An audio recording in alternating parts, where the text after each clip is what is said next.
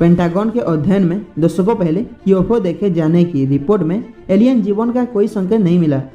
Report में इस बात का कोई सबूत नहीं मिला कि इनमें से किसी में भी एलियन जीवन के संकेत है या अमेरिकी सरकार और निजी कंपनियों ने किसी अन्य ग्रह की तकनीक में उलटफेर किया है और उसे जनता से छिपाने की साजिश रची है। तो चलिए दोस्तों, इसके बारे में जानते हैं आज की एपिसोड में। अमेरिकी पेंटागन द्वारा जारी किए गए अध्ययन में पिछले शताब्दी के दौरान यूएफओ के देखे जाने की रिपोर्ट की जांच की गई, जिसमें एलियंस या अन्य ग्रहों पर बुद्धिमत्ता का कोई सबूत नहीं मिला। ये निष्कर्ष उन दावों की सभ्यता का आकलन करने के लिए अमेरिकी सरकार के पिछले प्रयासों के अनुरूप है, जिन्होंने दशकों से जनता का ध्यान आकर्षित किया है। रक्षा विभाग के all domain anomaly resolution office के अध्ययन ने 1945 से लेकर अब तक यूएस सरकार द्वारा अज्ञात और सामान्य घटनाओं, जिन्हें यूएफओ के नाम से जाना जाता है, उसके देखे जाने की रिपोर्ट की जांच का विश्लेषण किया।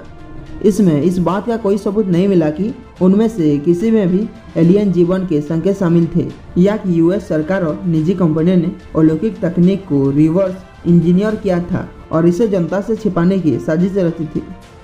उदाहरण के लिए, उसने उन दावों को खारिज कर दिया कि एक पूर्वी CIA अधिकारी प्रगति प्रौद्योगिकी के संचालन और प्रयोग के प्रबंधन में शामिल था तथा कहा कि यूएफओ की कथित प्रगति प्रकृति के बारे में 1961 का खुफिया समुदाय का कथित दस्तावेज वास्तव में अप्रामाणिक था। कांग्रेस द्वारा अधिकृत रिपोर्ट में कहा गया है, सभी जांच प्रयासों वर्गीकरण के सभी स्तरों पर निष्कर्ष निकाला गया कि अधिकांश दृश्य सामान्य वस्तुएं और घटनाएं थी और गलत पहचान का परिणाम थी। रिपोर्ट का एक और खंड बाद में प्रकाशित किया जाएगा। अमेरिकी अधिकारियों ने पिछले कुछ वर्षों में यूएफओ के देखे जाने की रिपोर्ट के जवाब खोजने का प्रयास किया है, लेकिन अभी तक किसी भी वास्तविक सबूत की पहचान नहीं की है जो कि एलियन जीवन का सबूत है।